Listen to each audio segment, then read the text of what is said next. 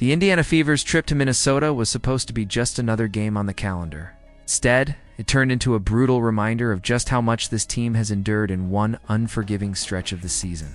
Before the opening whistle, half the roster was already erased. Caitlin Clark sat with a lingering groin injury. Sophie Cunningham was gone for the year with an MCL tear. Khloe Bby sidelined with knee soreness. Sydney Colson lost to a torn ACL. Aari McDonald finished for the season with a foot fracture. That's not a setback, it's devastation. Desperation ran so deep that Odyssey Sims signed on a hardship deal. Limped onto the court just to make sure Indiana had enough bodies to play, and then, as if the injuries weren't enough, the referees made it worse. Midway through the game, Lexi Hull took a violent elbow to the face from Khloe Bby while battling for position. The replay was clear, the contact undeniable. But instead of whistling a flagrant, the officials stunned everyone by calling the foul on Hull. The player who absorbed the blow was punished, while the one who threw it was barely checked. It wasn't just a missed call, it felt like confirmation of the bias Indiana fans have been shouting about all season long. Caitlin Clark, watching from the bench, shook her head in disbelief. Frustration etched across her face. How many times could this team be punished simply for taking hits? The injuries alone have left Indiana in survival mode. Without Clark orchestrating the offense, without Cunningham stretching the floor, without McDonald's perimeter defense, the Fever's rotations are shredded to the bone. Hull and Kelsey Mitchell have been forced to carry workloads bordering on impossible, logging career-high minutes just to keep Indiana afloat. Ow. Poured in 23 points in 37 minutes the game before. Mitchell, once again, carried the scoring load. Against Minnesota, dropping 26 points, refusing to fold even against double teams and relentless traps. But brilliance from one or two players only goes so far when the roster has been gutted. New arrivals have been thrown straight into the fire. She Petty, barely unpacked after signing, delivered 16 points. Aerial Powers, another emergency pickup, played like she had been there all season. These are players still learning their teammates' tendencies, being asked to perform like veterans with years of chemistry. Aaliyah Boston battled down low, muscling through double teams and pounding the glass to keep possessions alive. Toughness gave Indiana a chance. But even her strength couldn't erase the toll of injuries and the tilted whistle. What made this night boil over wasn't just the physical pounding, it was the inconsistency layered on top of it.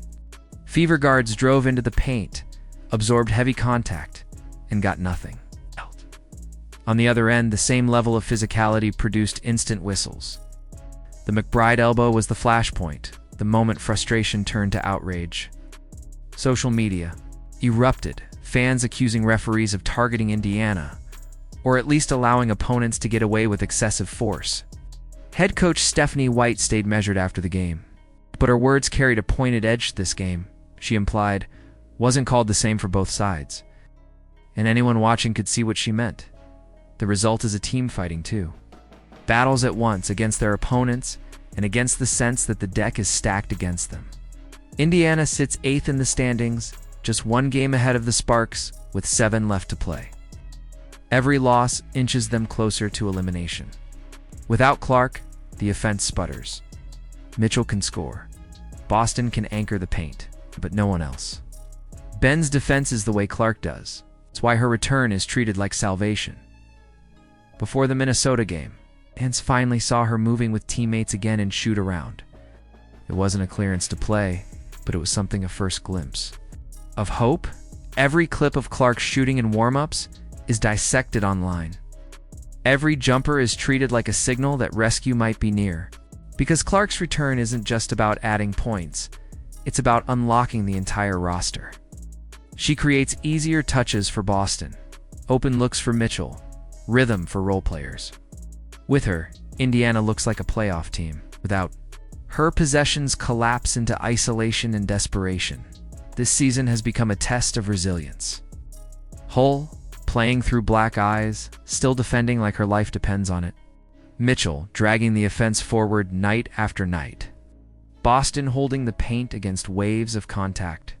Sims, Powers, petty emergency signings who have been thrust into impossible roles, refusing to back down. These aren't glamorous headlines. These are stories of survival. And survival is the only thing keeping playoff hopes alive. And now, the question looms. Will Clark's return be enough to push this battered roster over the line? Or is the hole simply too deep? The Fever are fighting their opponents on the floor and battling perceptions off of it. The fans are furious. The players are exhausted. The playoff race grows tighter with every whistle. But if this team has proven anything, it's that they refuse to fold. So I'll leave it to you, Aari. The referee's truly out to get the Fever? Or are these just brutal mistakes piling up at the worst possible time? Can Caitlin Clark's return actually save this season? Or has the damage already been done? Let me know what you think in the comments. Don't forget to like the video, subscribe, and join the conversation. Because one thing's for sure, the Fever aren't finished yet. But every whistle, every injury, and every missed call makes the climb that much harder. Asterisk.